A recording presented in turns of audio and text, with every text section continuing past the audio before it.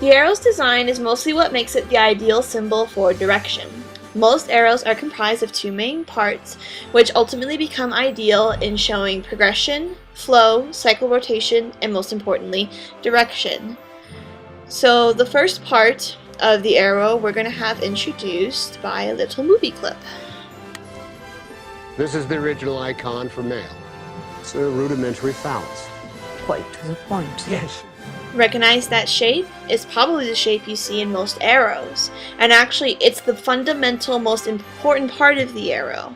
Because even though the tail, which I'll come to explain later, is more important for progression and flow, the point for the arrow is most essential. Because it is always the representation of where the arrow is going and the direction it is indicating.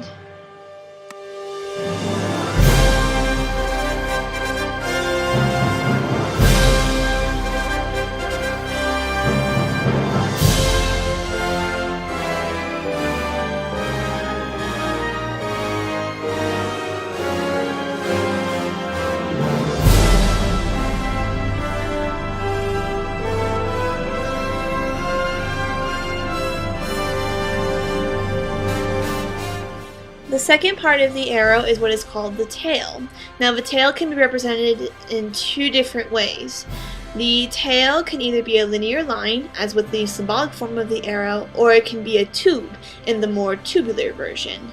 The linear symbolic arrow is mostly used to show like progressions and cycles, while the tubular relationship we find more with like arrows and with the human arm, and usually it's a more 3D version.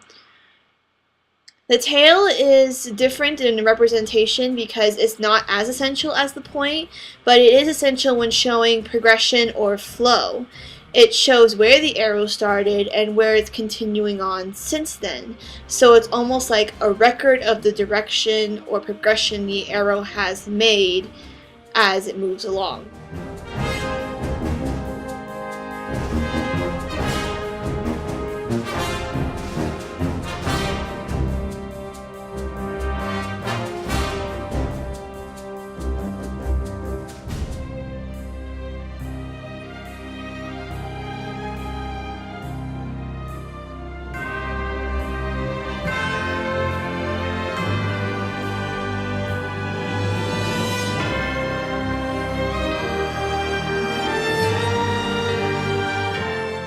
Probably one of the most common uses of arrows is to show direction.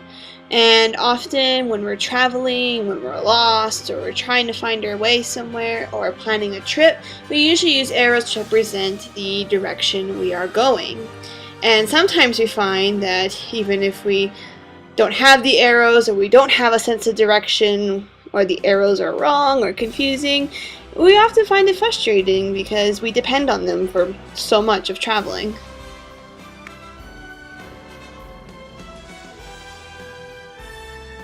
Someone has been changing my marks.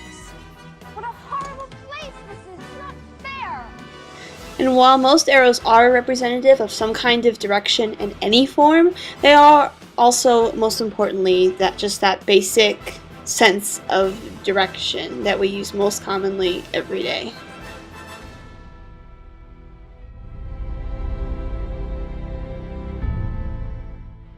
And finally, we like to use arrows symbolically to represent cycles and flow.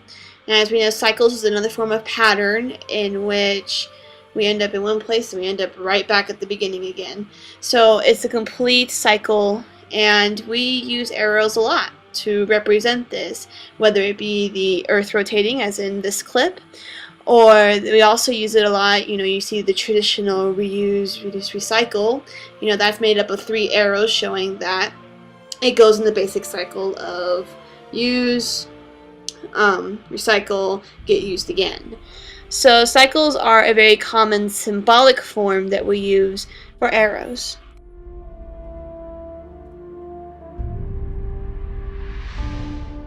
Ultimately, we have come to conclude that the arrow is made up of 2 essential parts: the point, which shows the direction of the arrow, and the tail, which shows the progression and flow of the arrow. And ultimately, I've learned that arrows are the universal symbol for progression, flow, cyclorotation, and most importantly, and in so many ways, direction.